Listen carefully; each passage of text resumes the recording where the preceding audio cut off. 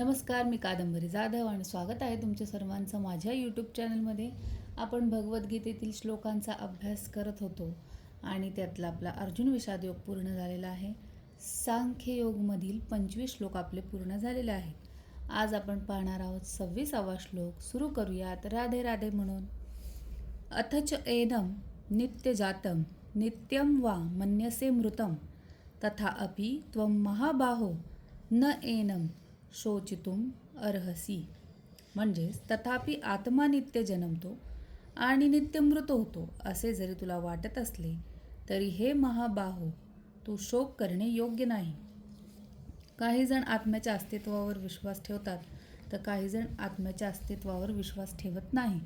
मग जेव्हा श्रीकृष्णांनी भगवद्गीता सांगितली तेव्हाही अशा प्रकारचे वर्ग अस्तित्वात होते. वैज्ञानिकदृष्ट्या शरीर म्हणजे भौतिक मूलतत्वांचे संमिश्रण आहे आणि भौतिक तथा रासायनिक मूलतत्वांच्या प्रक्रियेमुळे एका विशिष्ट अवस्थेत जीवनाची लक्षणे प्रकट होतात.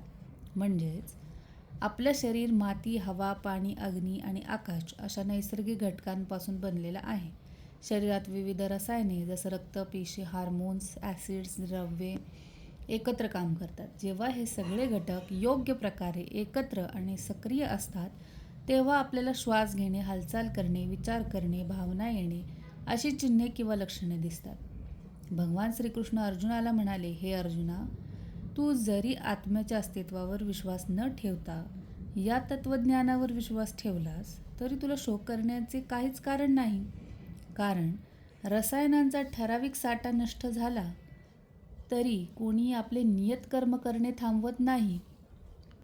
म्हणजेच एखाद्या शरीरातल्या रासायनिक प्रक्रिया बंद झाल्या, थोडक्यात त्याचा मृत्यू झाला. म्हणून जीवनाचा नियम किंवा नैसर्गिक नियम थांबत नाही. जग पुढे चालूच राहतं. या सृष्टीत असंख्य जीव उत्पन्न होत आहे आणि क्षणोक्षणी तितकेच जीव नष्टही होत आहेत.